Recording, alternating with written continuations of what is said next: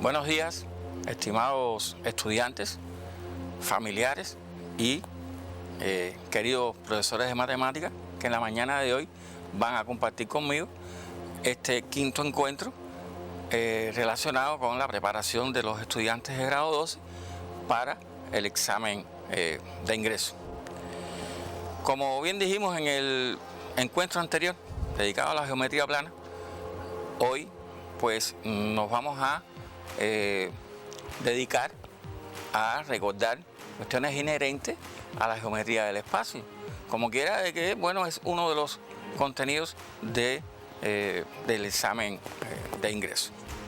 La geometría del espacio, bueno, hay mucha tela por donde cortar, pero yo quiero referirme en este encuentro a aspectos de gran importancia y que no faltan, o sea, que debemos dominar, pues no faltan en un examen de ingreso.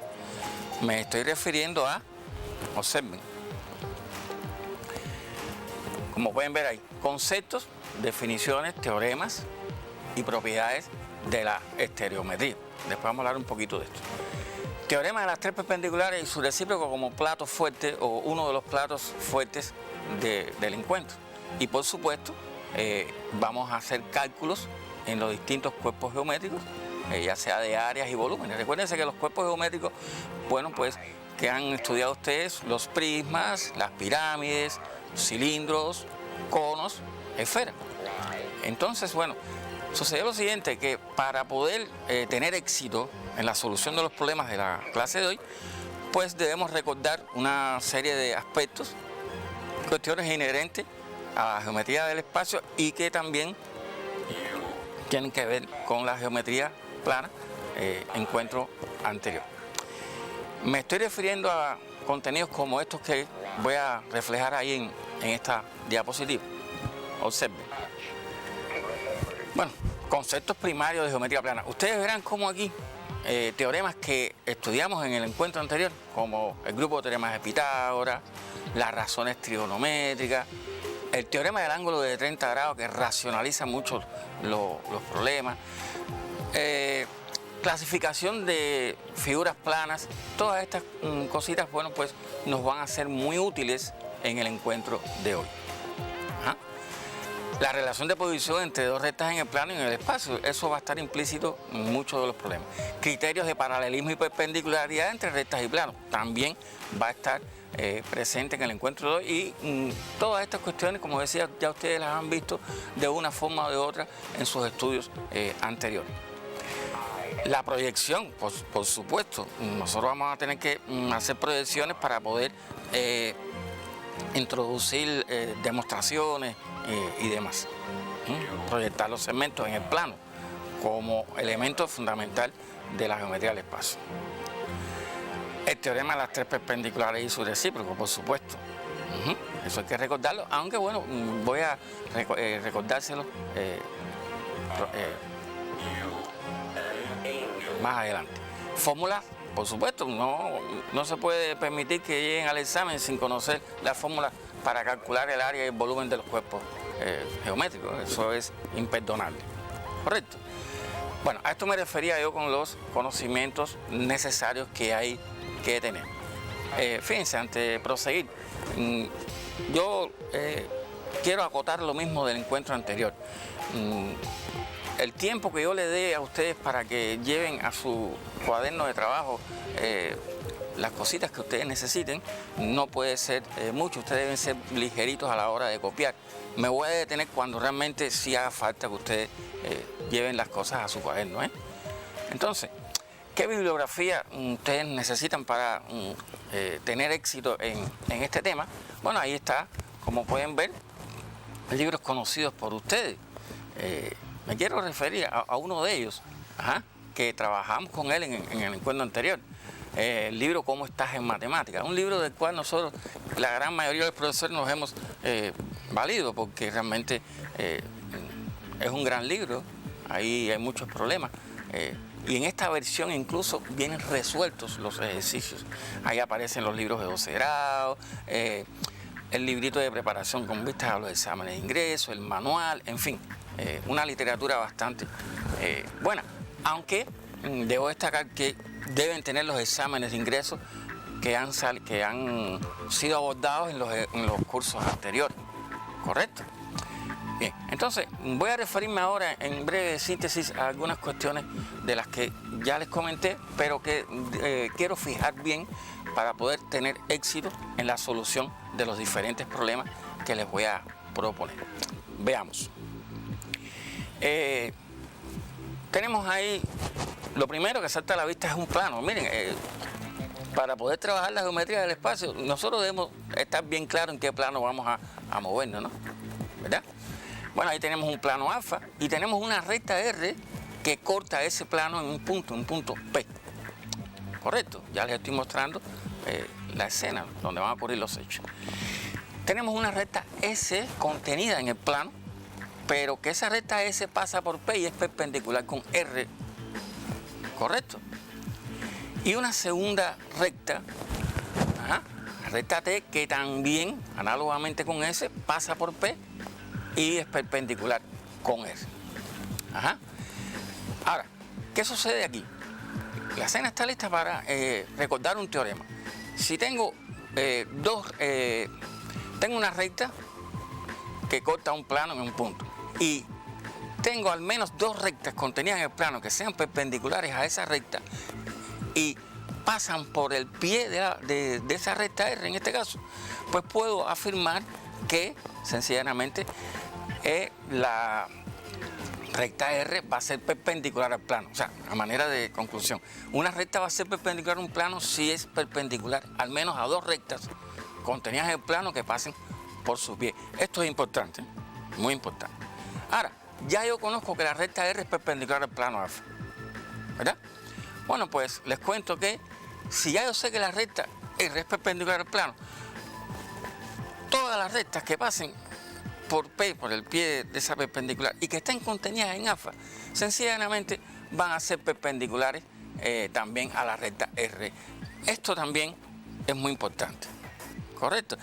Suficientes dos rectas, pero ya una vez que yo sepa que la recta es perpendicular al plano, todas las que pasen por P y estén contenidas en el plano, pues serán perpendiculares también a R, ¿correcto? Vamos a ver otra situación. Tenemos una segunda recta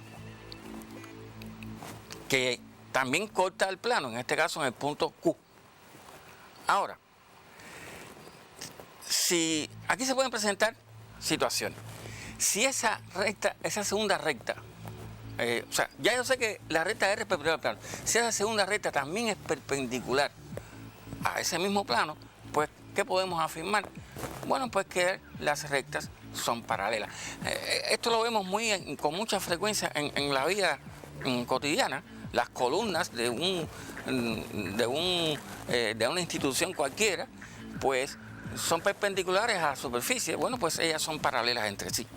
Bueno, pero también puede suceder que yo conozca que la recta R es perpendicular al plano y sepa que la recta V es paralela con R. ¿Qué va a suceder entonces? Lo contrario, ¿no? Es recíproco, ¿verdad? Que la recta V va a ser perpendicular también al plano alfa. Estas cositas son muy buenas que ustedes las tengan en cuenta, ¿correcto? Continuamos. Miren, el teorema de las tres perpendiculares y su recíproco, como les decía, forma parte del plato fuerte de la clase. Para nosotros poderlo aplicar, debemos crear las condiciones. Obsérvenla.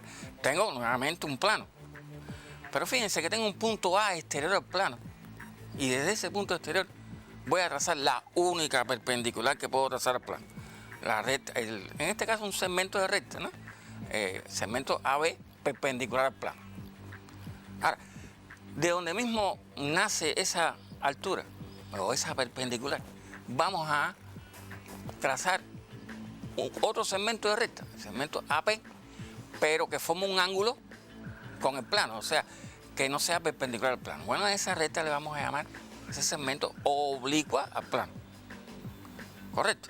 Y vamos a cerrar esas dos rectas, vamos a cerrarlas con el segmento PB, ¿verdad? Y entonces ahí, pues, a ese segmento le vamos a llamar proyección de la oblicua. ¿correcto? Y entonces por el punto P vamos a trazar una recta, pero una recta que esté contenida en el plano.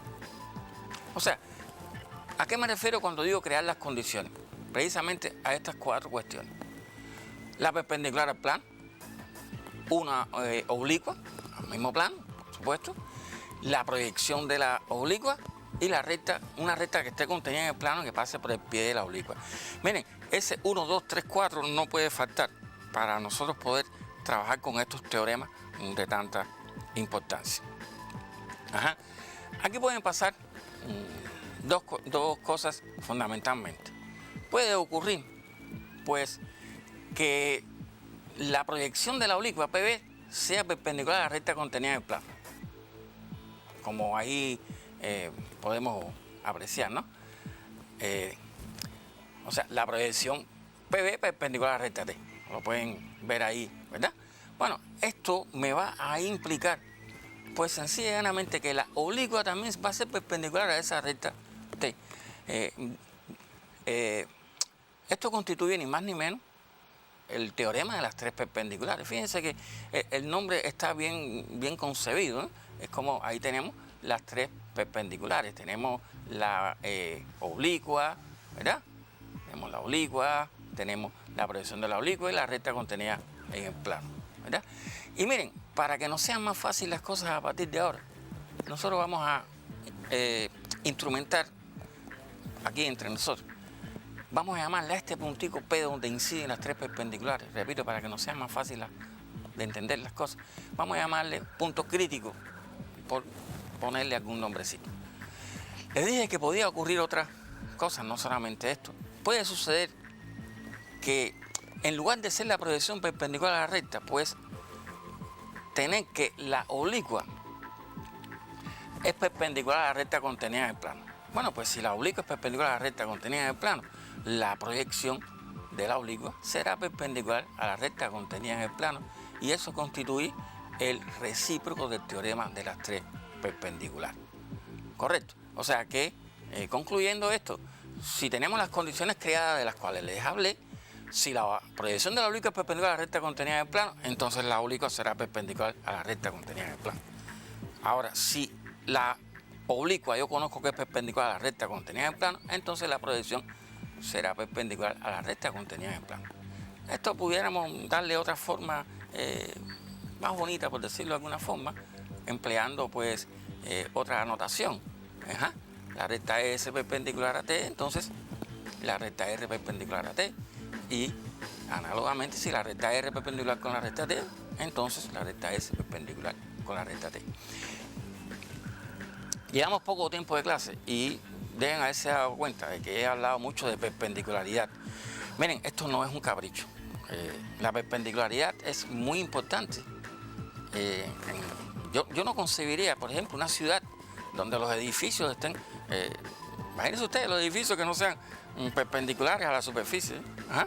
Que sean oblicuos. Óyame, en esa ciudad para vivir no es nada fácil.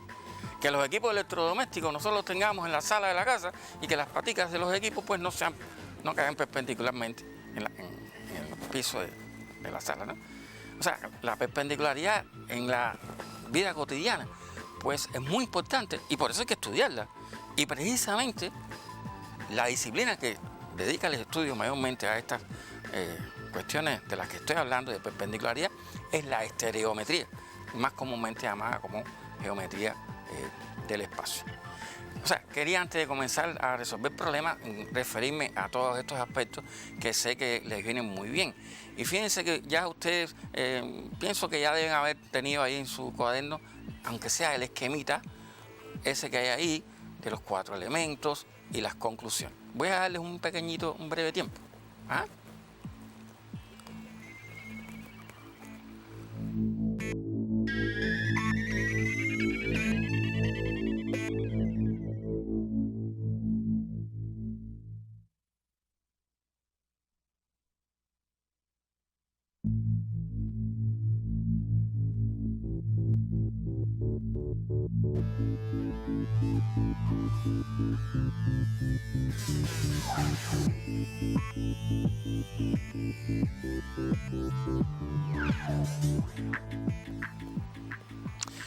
Vamos a proceder entonces a resolver problemas, ¿correcto?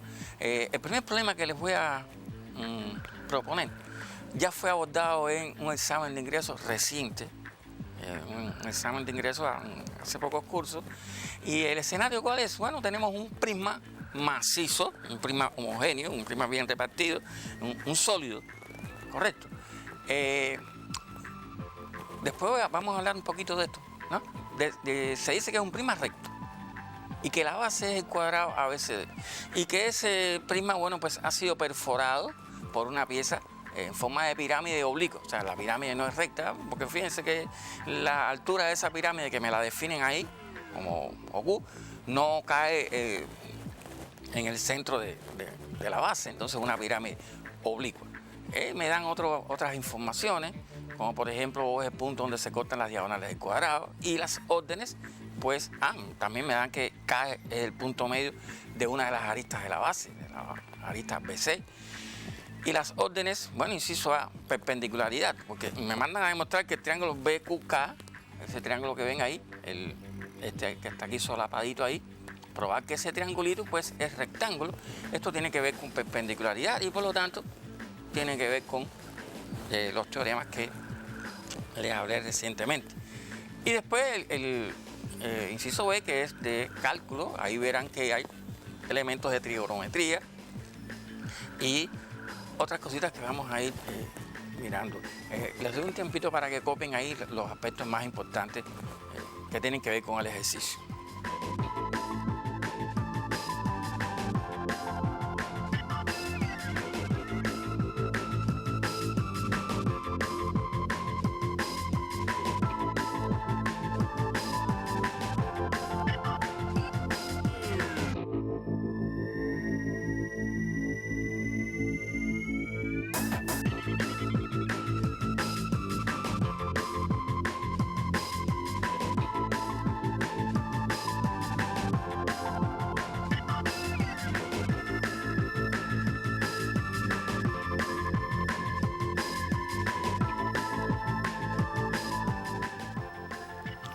Bueno, vamos a proceder entonces a la solución del ejercicio.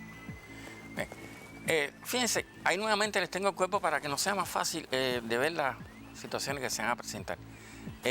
Hablé de un prisma recto y quiero referirme a eso.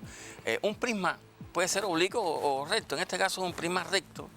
Se caracteriza porque las aristas laterales, ven, estas 4 aristas laterales que ven ahí, esta arista y esta otra aquí y esta aquí, bueno, pues caen perpendicularmente en el plano, de ahí que definamos esto como un prisma recto, ¿correcto? Bien, necesito demostrar que ese triángulo es rectángulo. Bueno, pues vamos a aplicar el teorema de las 3 perpendiculares y vamos a referirnos a los 4 elementos importantes que debemos tener en cuenta. Yo debo buscar una perpendicular al plano y tengo ahí 5 perpendiculares al plano definidas. Pero bueno, la ideal en este caso, sin lugar a dudas, es OQ. Fíjense que es la que tiene que ver con el triángulo que quiero probar que es rectángulo. Correcto. Ajá, continuamos. Importantísimo. Oblicua QK. Pude haber tomado la oblicua QB o la oblicua QC. Pero bueno, la oblicua QC vamos a descartarla. Se ve a simple vista que no nos conviene. La oblicua QB, pues verán que el punto crítico del cual les hablé no me da nada el punto B. Ahí no hay 3 perpendiculares. O sea, ahí no se ponen de manifiesto las 3 perpendiculares. Sin embargo, veremos que en el punto K, pues sí va a haber perpendicularidad. Correcto. Por eso es que tomamos como oblicua QK.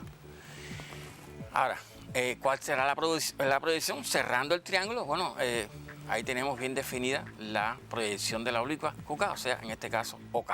Y la recta contenida en el plano que pase por el pie de la oblicua, en este segmento, el segmento, ¿no?, de recta contenida en el plano que pasa por el pie de la oblicua, que me convendría que fuera BC.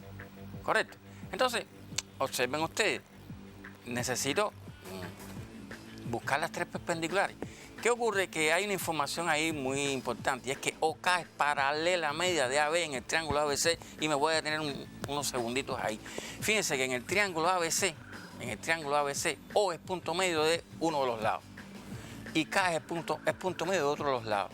Bueno, pues hay un teorema de planimetría que dice que entonces esos dos puntos me van a definir un nuevo segmento que es paralelo al tercer lado del triángulo y mide su mitad. Por lo tanto, OK, ¿verdad?, es paralelo con AB. ¿Y qué sucede? Si yo tengo dos rectas que son paralelas, de la misma manera que dos segmentos de rectas son paralelos, y hay una tercera recta perpendicular a una de ellas dos, pues es perpendicular a la otra también. Y entonces, bueno, pues, ¿qué puedo decir? Que eso que hay ahí en la pantalla, como AB es perpendicular con BC, entonces OK será perpendicular con BC también.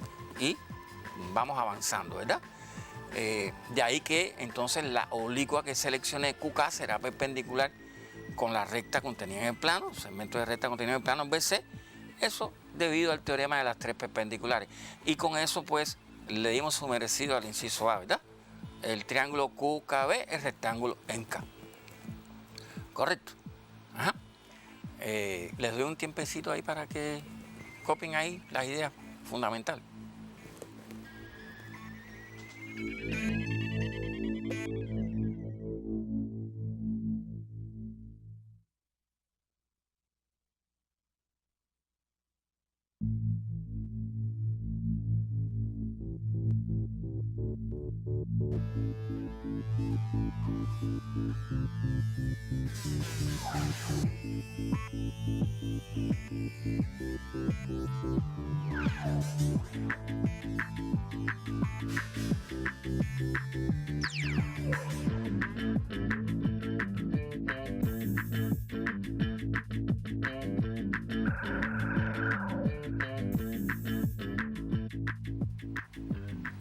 Bien,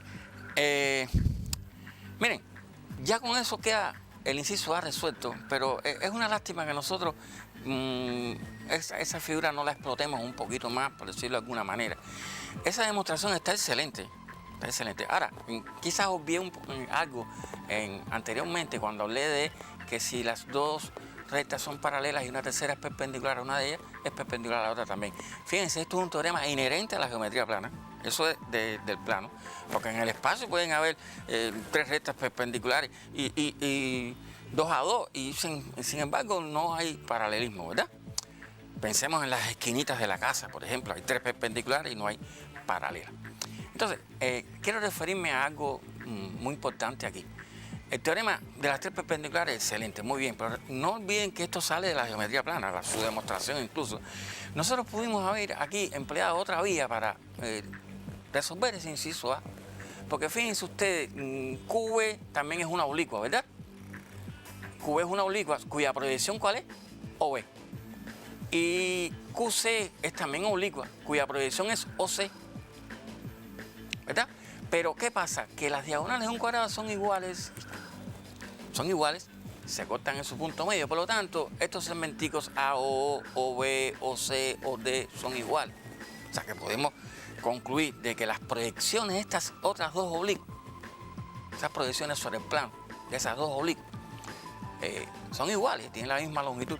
Bueno, pues entonces, por otro teorema de la estereometría, de la geometría del espacio, podemos decir que las oblicuas serán iguales también. O sea, que nosotros podemos decir que la oblicua QB y la oblicua QC son iguales en virtud de que sus proyecciones son iguales. Por supuesto que las oblicuas tienen que partir de un mismo punto. ¿Qué quiero decir con esto? Bueno, pues que el triángulo QVC es un triángulo isósceles, ¿verdad? De base BC. Pero al ser K punto medio de BC, pues el segmento QK hace función de mediana de la base. Y ustedes conocen que si tengo la mediana de la base de un triángulo isósceles, pues esa mediana hace función también, entre otras cuestiones, hace función de altura y por lo tanto ya queda probado que el triángulo QKB es rectángulo en K. Correcto. Bien, proseguimos. Vamos a ver la solución para el inciso B. Importante, a mí me mandan a calcular el volumen del cuerpo resultante, pero después de la perforación. Esto es importante, hay que interpretar bien Porque yo debo decir, bueno, ¿volumen de qué me están pidiendo? ¿Ah? Bueno, pues si yo tengo el prisma macizo, más recto, y yo lo perforo, y yo quiero saber cuál es la capacidad, cuál es el volumen de ese cuerpo que me queda. Bueno, pues, ¿qué debo hacer? Ajá. Bueno, pues, entonces, el procedimiento sería, el volumen resultante es la diferencia del volumen del prisma con el volumen de la pirámide, ¿correcto? Procedemos a las fórmulas, fórmulas conocidas por ustedes. Ahora, me voy a tener aquí en el área del cuadrado OSD, que es la base del prisma. Fíjense que yo tengo ahí diagonal 1 por diagonal 2 sobre 2. Miren, esto es válido, porque el cuadrado es un rombo, y ustedes conocen que en un rombo el semiproducto de las diagonales me da el área. Bueno, en el cuadrado también puedo aplicarlo, y me conviene mucho, ¿verdad?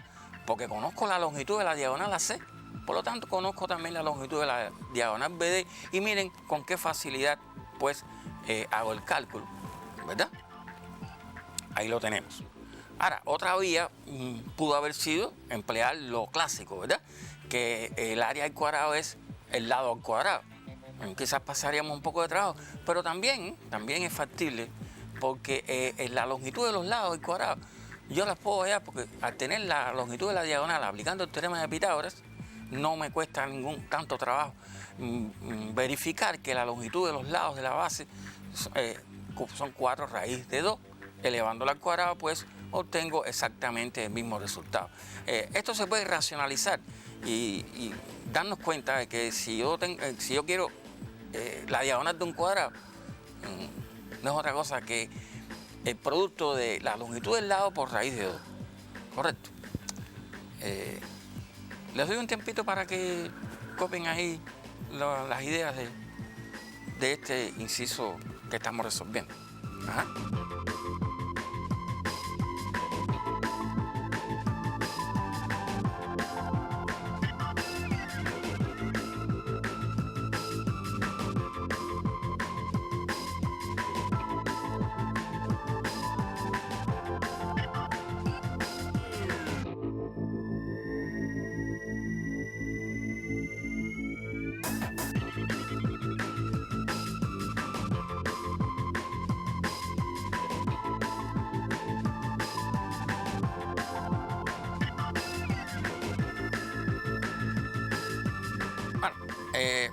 Creo haberles dado suficiente tiempo para que lleven a su cuaderno lo más importante, ¿verdad? Proseguimos. No le hemos dado todavía solución. Lo que hemos hecho ha sido calcular el área de la base de ese prisma. Pero nos quedan todavía algunas cuestiones para poder darle solución al inciso B. Bien, continuemos. Tengo el triángulo QOB rectángulo en O. Bueno, entonces, ¿qué tenemos en ese triángulo rectángulo? Pues que QE 4,0 centímetros por ser la mitad ¿verdad? De las diagonales, ¿correcto? Ahora, me brindan un dato ahí importante, y es que el coseno de uno de los ángulos agudos de ese triángulo, en este caso el ángulo OBQ, es igual a 1/2. Entonces yo debo conocer, por razones trigonométricas, en el triángulo rectángulo, pues que el ángulo que cumple con eso es el de 60 grados, ¿correcto? Y de ahí infiero que el tercer ángulo, el BQO, es de 30 grados. Y gran felicidad siento, porque puedo aplicar un teorema muy racional que vimos en la clase anterior, con demostración incluso. Miren qué sencillo. Puedo afirmar que si me hubiera hecho falta QK, sería igual a 8 centímetros, ¿no? El doble de 4. Pero bueno, me necesito OQ, que es la altura de ese prisma. Miren qué bueno es esto. 4 raíz de 3. Ajá. Que es aproximadamente ese cálculo que ven ahí, 6,92. Eso ni más ni menos es debido al teorema del ángulo de 30 grados en el triángulo rectángulo QOB. ¿Correcto? Bien, continuamos. Volumen del prisma, bueno, pues entonces ya podemos calcularlo sin ningún tipo de problema. No vamos a detenernos mucho en eso. Pasamos entonces al volumen de la pirámide. Necesito el área del triángulo del triángulo de su base, ¿no? De su base, que es el triángulo OBC. Bueno, pues esos 4 triangulitos que me determinan las diagonales del cuadrado son iguales. No es muy difícil darnos cuenta de eso. Entonces, para calcular el área del triángulo no tengo que complicarme tanto. Simplemente es la cuarta parte de 32, que es el área del cuadrado, ¿verdad? Y ahí tenemos calculado ya el área de la base de la pirámide. Y por lo tanto, puedo proceder a calcular el volumen de la pirámide sin ningún tipo de problema. Ahí lo tenemos. Y puedo, pues, terminar el ejercicio. Importante con el redondeo. Fíjense que el volumen me da 203 centímetros cúbicos, pero necesito llevarlo a dos cifras y voy a llevarlo a la unidad superior, a decímetros cúbicos. Corro la coma 3 lugares y obtengo 0,20 decímetros cúbicos. Esto es una cuestión que no debe faltar en sus ejercicios, en la solución de sus ejercicios. Les doy un tiempo para que lleven a su cuaderno lo más relevante de este inciso B.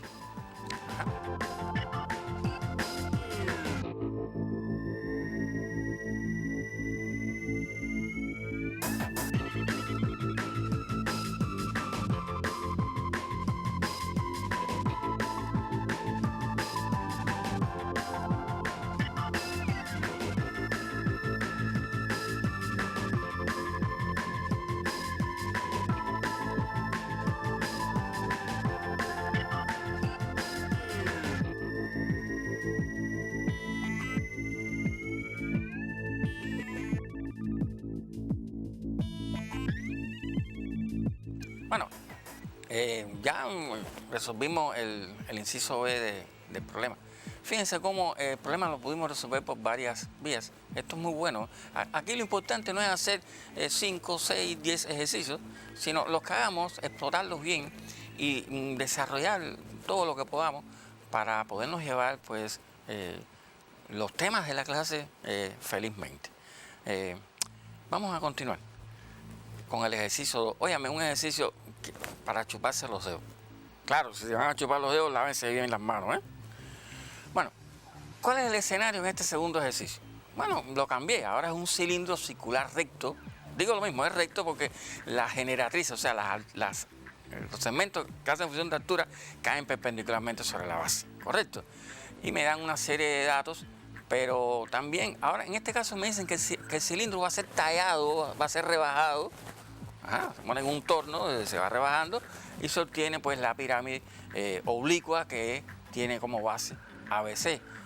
Las alturas de estos dos cuerpos coinciden, tal y como ahí se reseña. Y hay un dato aquí importantísimo, y es que SO, que ya ustedes conocen que es una oblicua, pues cae perpendicularmente sobre uno de los segmentos de recta de la base. ¿Y qué me mandan a demostrar como inciso A? ¿Cuál es la orden? Bueno, pues demostrar que el segmento QE es la altura relativa al lado AC. Esto se traduce en probar que es perpendicular, ¿verdad? Y después, bueno, los cálculos. El inciso B es muy bonito, probar que el triángulo ABC es isósceles. Verán cómo le vamos a sacar provecho. Y un inciso de cálculo donde me dan longitud de la circunferencia. Esto es con la intención de hacer despejos y demás, ¿verdad? Rapidito, comen rapidito, ¿eh? Ahí las cuestiones básicas. Vamos.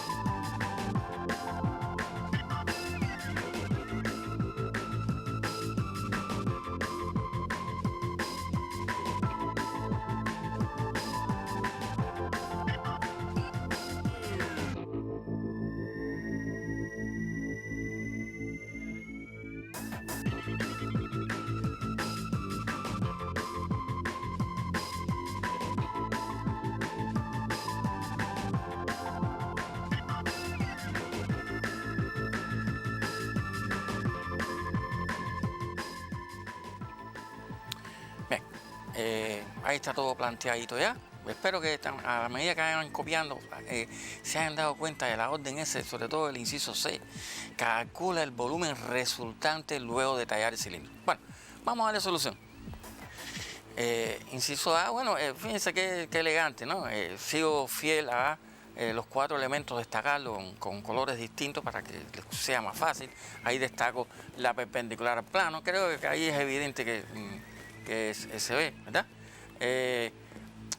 SO oblicua, ahí pude haber destacado cualquiera de las otras dos oblicuas, pero el punto crítico en este caso es el punto O, ¿verdad? ¿Están de acuerdo conmigo, no?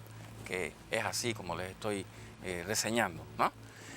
Cerramos el triángulo con la proyección de la oblicua y definimos el segmento de recta que hace función de recta contenida en el plano que pasa por el pie de la oblicua.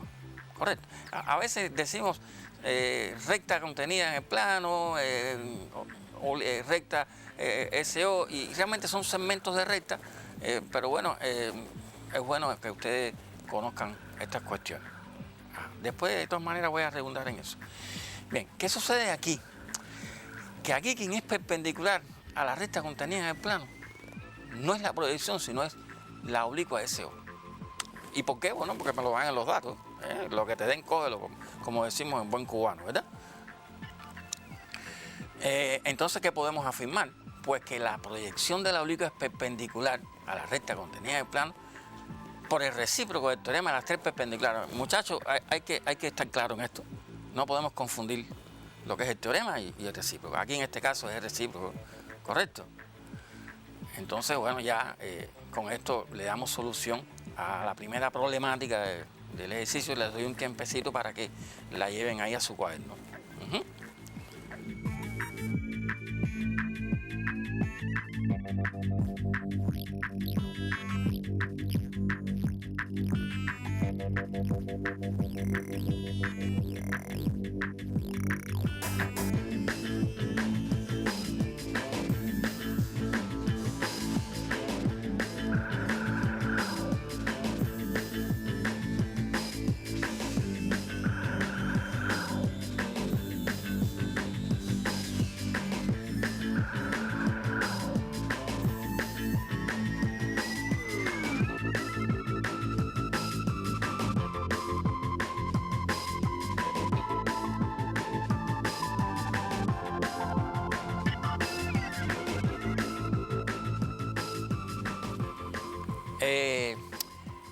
Bueno, espero que hayan tenido tiempo para ver la diferencia que hay, sobre todo entre el teorema y el recíproco. Bien, continuamos. Inciso B, pues me mandaban a demostrar que el triángulo ABC es isósceles, y bueno, vamos a apoyarnos en que OB, OC y OA son radios de la misma circunferencia, tienen la misma longitud, ¿verdad? Pero acabamos de demostrar ahora mismo que ese triángulo es rectángulo. Discúlpenme, acabo de demostrar que BO es perpendicular con AC. Correcto. Si BO es perpendicular con AC, ¿qué va a ocurrir? Que ese segmento BO, que es mediana, hace función de...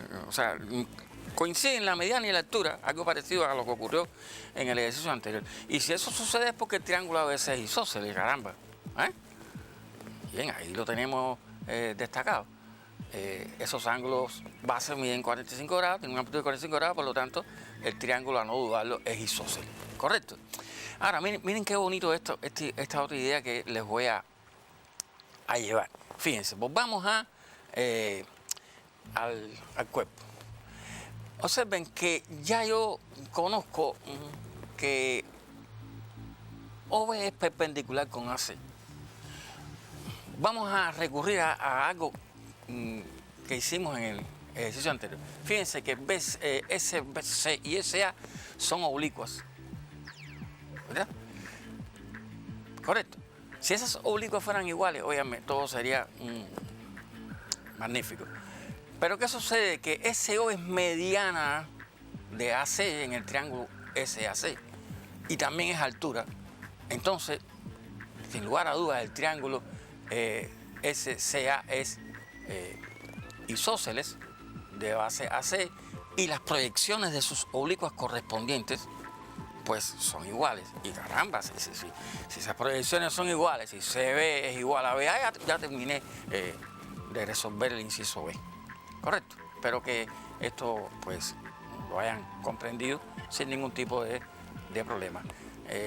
Vamos a continuar para el inciso C. Me parece que esto quedó bien clarito, ¿verdad? Ajá. Inciso C. En el inciso C han tenido, creo que, tiempito para pensar. Me mandan a calcular el volumen, pero el volumen del cuerpo que se obtiene después de hacer la talla del cilindro, de tallarlo, ¿no? De rebajarlo, un torno, ¿no? Entonces, sin lugar a dudas, ¿qué me están mandando a calcular? El volumen obtenido no es otra cosa que el volumen de la pirámide, ¿verdad? Bueno, procedemos a los cálculos, ahí está la fórmula, y nos vamos a aprovechar del dato de que me dan la longitud y la circunferencia. Porque si tengo la longitud y la circunferencia, pues puedo calcular su diámetro, puedo calcular su radio, ¿verdad? Y así puedo tener más elementos para hacer los cálculos pertinentes. En este caso, bueno, puedo hallar el diámetro, ¿no? Muy facilito, ¿no? 10 centímetros. El radio entonces será de 5 centímetros. Por lo tanto, ese triángulo ABC que ya probamos que era isósceles, pues puedo calcularlo por esta formulita, ¿no? Base por altura sobre 2, ¿no es cierto? Y entonces 25 centímetros cuadrados es el área de ese triángulo. ¿Correcto? Proseguimos. Necesitamos ahora la altura. ¿Y qué sucede? Que nuevamente, caramba, ese teoremita del ángulo de 30 grados, que útil es, fíjense ustedes, puedo determinar la longitud de BS por ese teorema del ángulo de 30 grados en el triángulo rectángulo correspondiente, ¿verdad? Entonces ya puedo calcular sin ningún tipo de problema el volumen de la pirámide. Solamente le falta a esto los cálculos correspondientes y tenemos que el volumen de la pirámide es 72 centímetros cúbicos. Y bueno, la respuesta del problemita, ante la interrogante, la respuesta será esa que tenemos ahí. El volumen obtenido luego de la perforación es aproximadamente, recuerden que estoy trabajando con raíces, estoy trabajando con pi, que son números irracionales, por eso destaco que es aproximadamente. Y fíjense el detalle, estoy diciendo que es 72,0 centímetros cúbicos. Ajá. Bueno, si el dato que me dan en el problema, el único dato numérico que tengo, tiene tres cifras, la respuesta debo muy disciplinadamente darla en tres cifras. ¿Correcto? Eso no puede olvidarse. Les doy un tiempo para que culminen este ejercicio ya, ¿no? El inciso C del ejercicio.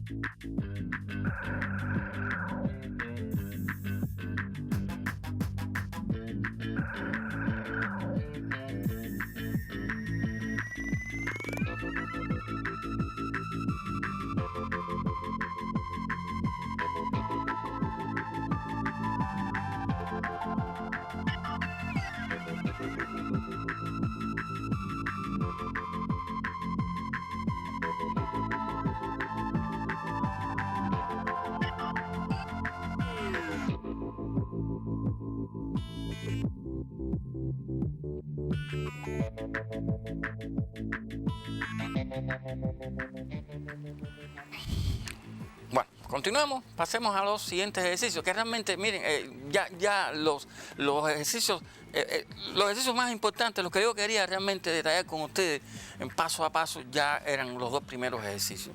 Créanme, ahí están casi todos los contenidos que yo quería abordar. Ya el ejercicio 3 tiene mucho que ver con la clase anterior. Fíjense que no necesariamente me tienen que mandar a probar perpendicularidad. Miren, por ejemplo, en este ejercicio, pues me mandan a hallar el volumen del prisma y no me piden perpendicularidad. Pero sí quiero señalar una cosa, y es algo, ¿no? que a diferencia de los demás problemitas que habíamos analizado, y es que hay un inciso donde me mandan a identificar dos rectas alaviadas. Hay que recordar lo que son rectas alaviadas. Hay que recordar lo que son, sabemos lo que son rectas paralelas, rectas perpendiculares. A las rectas alaviadas, pues se ponen de manifiesto justamente en el espacio. Cuando nosotros tenemos dos rectas en el espacio, que por mucho que uno las prolongue, ni se cortan, ni son paralelas, decimos que se cruzan. Hay veces que muy erróneamente decimos que se cortan o se cruzan indistintamente, y no es así. No es lo mismo cortarse que cruzarse. En este caso me piden dos rectas que sean alaviadas. Y miren, ahí podemos darnos gusto buscando rectas alaviadas. Fíjense que, por ejemplo, si trabajamos con el segmento de recta EH, ¿cuáles son las rectas? Algunas de las rectas que cumplen esa condición. Ajá. Bueno, podemos ver que ninguna de los segmentos de recta de la base superior es alaviada con ella, ¿eh? Ninguna. Sin embargo, en la base inferior sí tenemos unas cuantas rectas que son alaviadas con ella, ¿verdad? DC, BC, AB son rectas alaviadas. AD no, AD es paralela con ella, ¿verdad? Por propiedades del prisma recto. Y también tenemos perpendiculares al plano que son alaviadas con ella. Excepto la recta AE, el segmento de recta AE, el segmento de recta DH, los otros dos segmentos de recta perpendiculares, las aristas laterales también son alaviadas, ¿correcto? En cuanto al cálculo del volumen del prisma, bueno, hay que tener en cuenta rapidito lo siguiente. Volumen del prisma, bueno, ya conocen que esa es su formulita. Ajá. Necesito hallar el área de la base del prisma que me piden. Pero fíjense, en lugar de lo clásico, B por H sobre 2, aquí lo que me conviene es emplear otra formulita. Ajá. En este caso en particular, DC por AC sobre 2 por el seno del ángulo adyacente, ¿no? Pero pudiera ser, en lugar de esa formulita, la que reseño ahora o la siguiente. Seleccionando cualquiera de las tres, en este caso la que me conviene, verán que es la primera. A ver, en este caso me convendría la que contenga AD y DC. Ajá, la tercera, porque puedo calcular las longitudes de AD y DC. Correcto, no voy a dar mucho tiempo en este ejercicio. Ajá, solamente es comentarlo. Me dan la amplitud del ángulo CAB y entonces por ahí, aplicando el teorema del ángulo de 30, pues la varita mágica, ¿verdad? Pues salen muchas cositas, ¿eh? Y entonces tengo cuestiones inherentes a la geometría plana, ángulos entre paralelas y demás. Los ángulos de la base de un trapecio isósceles son iguales, de eso hablamos en el encuentro anterior. Y entonces pues puedo, sin ningún tipo de problema, hallar todas las cuestiones las longitudes de los segmentos que me faltan. Seno de 120 es lo mismo que el seno de 60 grados, ustedes lo conocen, y entonces el volumen del prisma ahí lo tenemos calculadito, ¿correcto? Ajá. Este era el tercer problemita de la clase, en el cual les dije que no les iba a dar mucho margen a que copiaran ni nada de eso, sino era comentarlo para que lo tuvieran ahí en su cuaderno. Ya después ustedes en su casa le dan forma y entonces verán qué interesante está esto, ¿verdad? Vamos a proseguir. ¿Ah? Después incluso ustedes lo pueden... el siguiente ejercicio, el escenario cambia. Tengo un cono que es recto, fíjense que es recto, entonces SO, que es la perpendicular, la altura de ese cono cae, la proyección del punto S es el centro del ciclo de la base. Me dan informaciones muy valiosas, la altura del cono, me dan incluso el área lateral del cilindro, eso es para hacer despejo, ¿no? Y la tangente PT, caramba, esa rayita no va ahí. Al parecer esa rayita está ahí para recordarles que dónde debe ir, aquí arribita, porque cada vez que hablemos de segmento, es una de las funciones de la geometría. El lenguaje, mediante simbología, es muy práctico. Entonces, esa rayita debe ir encima de PT, indicando que es segmento PT. ¿Correcto? Bueno, entonces, ya me mandan a dar el área del triángulo PTS y es muy atractivo, ¿verdad? Decir que el área de ese triángulo es el producto, el semiproducto de los catetos, ¿no? De PT y TS. Pero, óigame, sería erróneo ya directamente poner que eso es así. Porque para que eso sea cierto, eso deben ser catetos de un triángulo rectángulo. Por lo tanto, muy indirectamente me están mandando a demostrar que el triángulo PTS es rectángulo. Y bueno, eso ustedes lo pueden hacer sin ningún problema, destacando los 4 elementos y concluyendo sin ningún tipo de problema que ese triángulo es rectángulo, y entonces puedo emplear la formulita que deseábamos, ¿no? Repito, voy un poquitico rápido. Incluso yo tenía concebido como uno de los problemas de la tarea. Lo que bueno, dado lo bonito que está y demás, pues lo estoy cocinando aquí con ustedes, ¿no? Ya entonces, bueno, vienen los cálculos. El área lateral hago el despeje conveniente, y eso, el fruto que voy a recoger es que voy a poder determinar, pues, por Pitágoras puedo hallar la longitud del radio, son números pitagóricos, eso es igual a 5. Y mediante la fórmula del área lateral, pues determino la longitud de ST, que es aproximadamente 14 centímetros, y entonces no hay ningún problema para dar el área del triángulo SPT, ¿verdad? Entonces, más o menos que ahí que lo observen.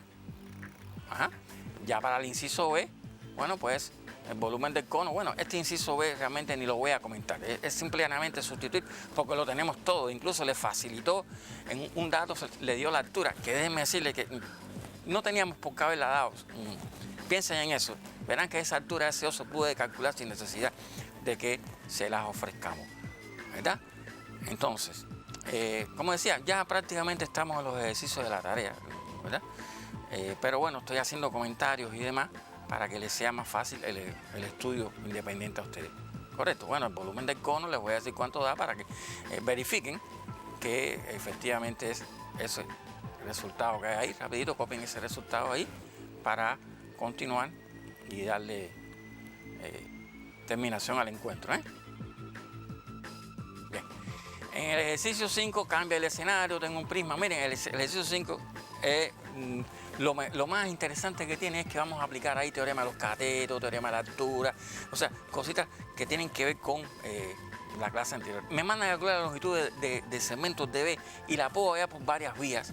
Puedo emplear el triángulo DHB una vez que demuestre que es rectángulo por el teorema de las 3 perpendiculares, o puedo trabajar en el triángulo DCB, que es rectángulo en C. O sea, está muy rico el ejercicio. Y después el área total del prisma, que ustedes conocen su fórmula, y entonces sin ningún tipo de problema.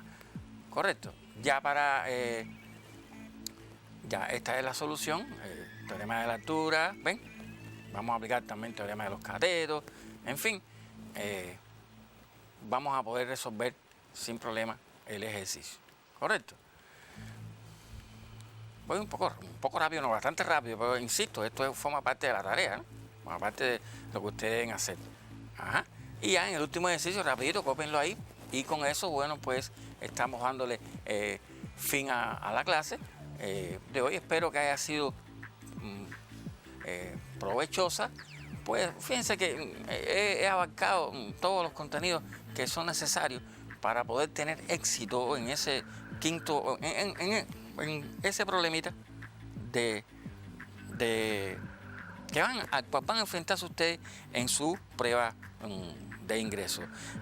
Prueba de ingreso que estoy casi convencido de que ustedes van a tener éxito, porque para eso se están preparando y para eso nosotros estamos trabajando, para que ustedes obtengan un buen resultado. Entonces, sin más, me despido de ustedes hasta una próxima ocasión, donde vaya yo a tener nuevamente el placer de compartir con todos ustedes. Nos vemos en